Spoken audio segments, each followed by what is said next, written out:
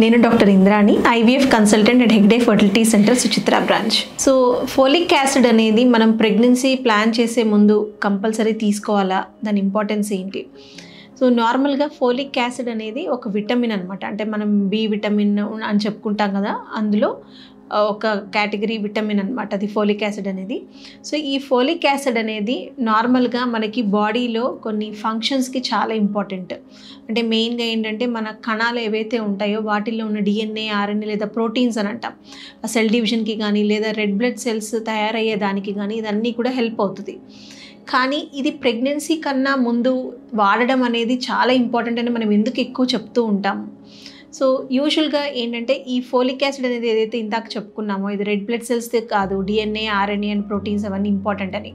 So ఇప్పుడు ఇదేంటంటే pregnancy కన్నా ముందు నార్మల్గా మనకి ఈ రిక్వైర్మెంట్ అనేది అంటే బేబీకి ఫార్మేషన్ టైంలో అంటే బేబీ తయారవుతున్న టైంలో మెయిన్గా స్పైన్ కానీ బ్రెయిన్ కానీ ఇవన్నీ తయారవుతున్న టైంలో ఈ విటమిన్ అనేది చాలా ఇంపార్టెంట్ రోల్ ప్లే చేస్తుంది అనమాట.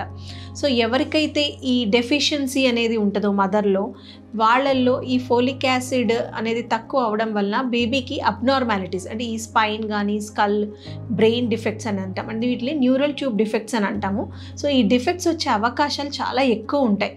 సో ఈ ఫోలిక్ యాసిడ్ తీసుకోవడం వల్ల మనకి ఆల్మోస్ట్ 70% ఈ న్యూరల్ ట్యూబ్ డిఫెక్ట్స్ అనేది తప్పించవచ్చు అనమాట. అండ్ ఈ విటమిన్ నార్మల్గా మనకి అందుబాటులో మనకి ఉన్న ఆకుకూరల్లో, గ్రీన్ లీఫీ వెజిటబుల్స్లో, తర్వాత అలాగే క్యాబేజ్లో, బ్రోకలీలో, తర్వాత పాలకూరలో ఎక్కువ ఉంటుంది. అలాగే కొన్ని ఫ్రూట్స్లో, సిట్రస్ ఫ్రూట్స్లో కూడా ఉంటుంది.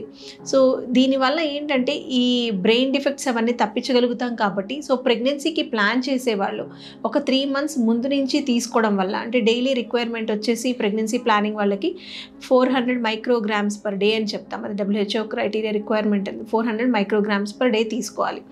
సో కొంతమందికి ఈ రిక్వైర్మెంట్ అనేది ఎక్కువ ఉండొచ్చు కొన్ని సందర్భాల్లో. అంటే ఇప్పుడు ఆల్రెడీ కొంతమందికి ఏమైనా మెడికల్ ప్రాబ్లమ్స్ ఉన్నాయి, వాళ్ళు ఆల్రెడీ ఏమైనా మందులు వాడుతున్నారు అనుకోండి, అప్పుడు ఈ రిక్వైర్మెంట్ అనేది ఎక్కువ తీసుకోవాల్సి ఉంటుంది.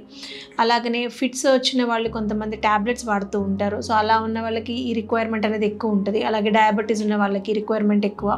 సో ఈ మెడికల్ కండిషన్స్ ఇవన్నీ కూడా ఒకసారి డాక్టర్ని మీరు కన్సల్ట్ చేసినప్పుడు ఈ రిక్వైర్మెంట్ మనకు ఏమైనా ఎక్కువ అవసరం ఉందా లేదా ఇలా అనేది సలహా తీసుకొని ఈ ఫోలిక్ యాసిడ్ సప్లిమెంటేషన్ అనేది తీసుకోవడం వల్ల ఆల్మోస్ట్ మనం 70% బేబీలో ఈ న్యూరల్ ట్యూబ్ డిఫెక్ట్స్ అనేవి రాకుండా మనం చూసుకోగలుగుతాం అన్నమాట.